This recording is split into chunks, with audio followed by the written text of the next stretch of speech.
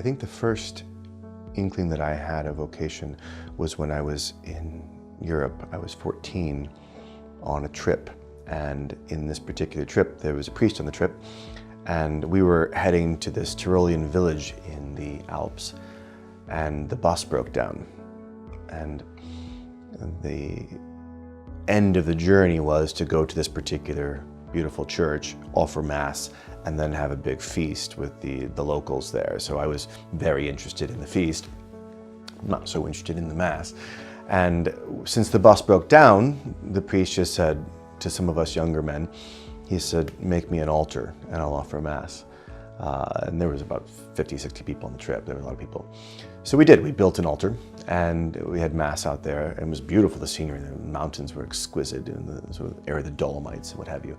And I recall there was an elderly woman on the trip who, she was dressed in a skirt, and when it came time for the Sanctus, for the moment at which to kneel, she knelt on the ground. Now, no one else did, because it was rocky. And I wasn't about to do it, which is really strange because I didn't mind bleeding for football, but I couldn't imagine bleeding at the Mass. And I was in shorts and a t-shirt. I'm not gonna put my nice knees on those rocky stones. And she did, she knelt down, and I watched her. I was sort of angry at her, actually.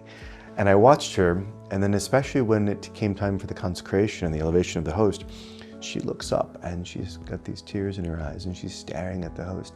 I'm looking at her, and then I look back at the host and back at her, back at the host, trying to figure out what she sees because I didn't see it. Her devotion destroyed me. It destroyed my indifference. And I wanted to know what she saw. I just had a wash of all of my years of indifference. It's like all of a sudden in one moment, I realized what the Holy Eucharist was. And then I went to high school, and then I lost it. And my religious practices got less and less. They waned over the course of 4 years. Until my senior year, in which I was applying to the Naval Academy, and I received the appointment, and ostensibly from the outside I had everything. I was going to play football for the academy and knew the girl that I wanted to marry, even asked her to, and I was miserable. All of a sudden my world sort of came crashing down because I couldn't stop asking the questions about the purpose of my life and existence, and why it was that I couldn't be content, because I had everything. I had money in my pocket, had a nice car, had a wonderful girl, had a good appointment. Why was I sort of empty? And at that time, we had a good chaplain in our high school who had just gotten there, and the only class I cared about was his, because he was brilliant, and he destroyed my caricatures of the faith and sort of renewed that in me. I wanted to be noble, I wanted to be faithful. I began to fight for Catholic causes. I became this little apostle of philosophy. And so I didn't go to the academy. I stayed home. I couldn't move. I was sort of immobile. I took a bunch of classes at the community college. And at that time, a new priest came to our parish, and I was wrestling during the day with keeping my mind occupied. I'd stay up at night at my job, but I couldn't sleep because I kept asking the question about what do I want to do? What's the purpose of life? And I was upset that my friends weren't having the same questions. It didn't seem like they were anyway. And this priest seemed to be happy, and he seemed to be quite content. He had nothing, I had everything. Why was he the one that didn't seem as if he was tormented? Wise as he was, he got me working in the church since I was free during the day, and I would fix things that didn't need fixing and paint things that didn't really need painting inside the church. And so I spent a lot of time with the Blessed Sacrament. And then I just began to pray because I was in there anyway. So I started to talk to our Lord. So eventually, I and my childhood friend, who was kind of undergoing the same thing, we decided that we're going to go visit a seminary to get it out of our system. I'll go see it, find out that it's not for me, it's weird. I'll come home and be done with that. And the morning that we were supposed to go, I chickened out. This scared me to death because I was afraid that I'd love it and then I'd have to respond. He showed up and he went and he had a really amazing experience and I couldn't deny it. Over the course of the next couple of weeks,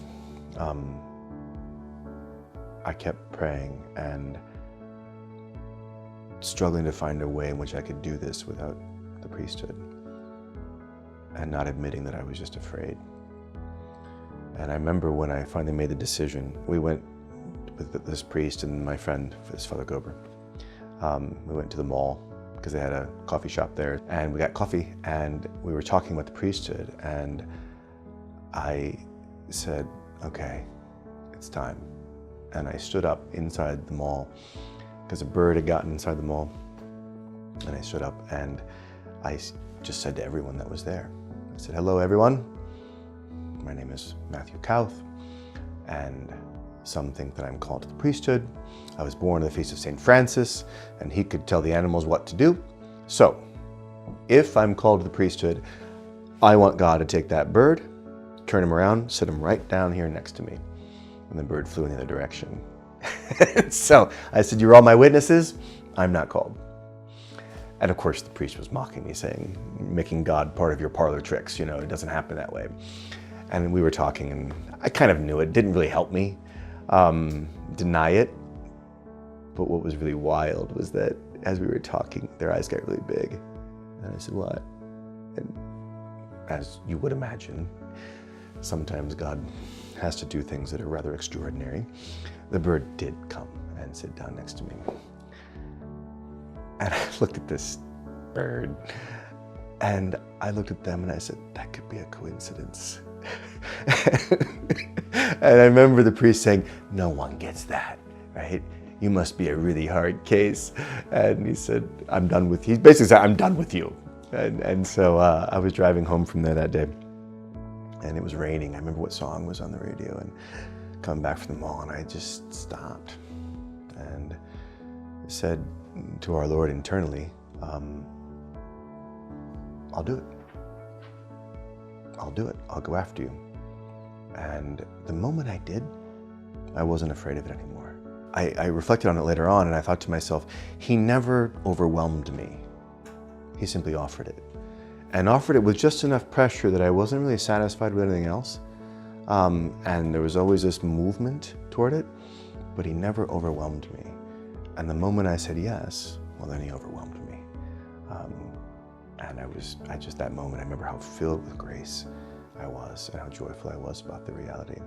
Not that I didn't experience hard things later, but that never left me.